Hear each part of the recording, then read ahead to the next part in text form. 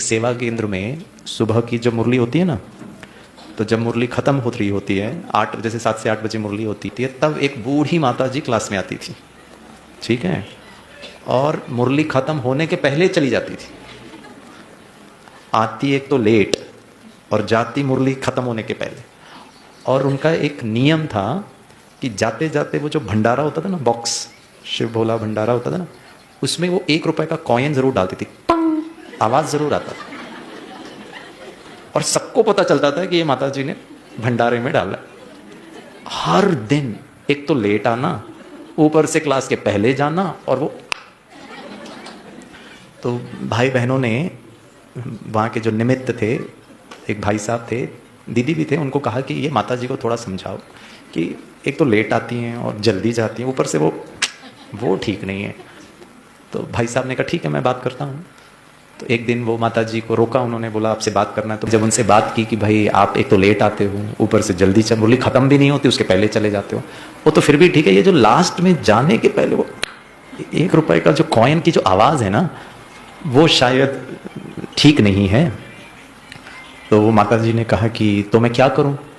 तो भाई साहब ने कहा एक काम करो, 10वें तारीख को, 20 तारीख को और 30 तारीख को 10 रुपए का नोट डाल, ताकि आवाज ना आए। तो वो माता जी ने कहा भाई साहब मैं तो माफ़ी चाहती हूँ, मैं लेट इसीलिए आती हूँ क्योंकि मैं सुबह सुबह उठकर जो ठेला होता है ना, उसमें मैं इडली सांबार बनाती हूँ, ये साउथ इंडिया की बात है, मुझे 8 बजे वो सब रेडी रखना होता है, इसीलिए मैं चले जाती हूँ।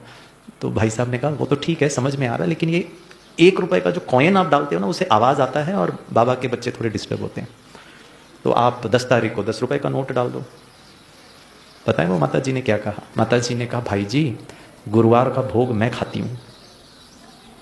आकर के सेंटर पर बैठती हूँ, वो कुर्सी का खर्चा, जो बिजली चलता है, पंखा चलता है, उसका खर्चा, मधुबन से जो मुरली बाई पोस्ट आती है उसका खर्चा। अगर मैं 8 तारीख को मर गई, 8 दिन का खाया वो सर पर बोझा, वो कौन आप दोगे? वो भाई साहब ने जब सुना ना, भाई साहब हिल गया, ये माता जी ठेले पे इडली बेचती है, क्या उसकी महीन बुद्धि बाबा के साथ, बाबा के स्नेह का, ब्राह्मण परिवार का, दीदियों का, निमित्त का रिटर्न कब देंगे? और जैसे वो भाई जी कह रहे थे ना, हम अपना ही भाग्य बना रहे हैं, हमारा ही जमा हो रहा है, तो क्या हम, और जैसे दीदी कह रहे थे, ब्राह्मण संसार की रचना का आधार ही संकल्प है, बस संकल्प करिए, हुआ पड़ा है।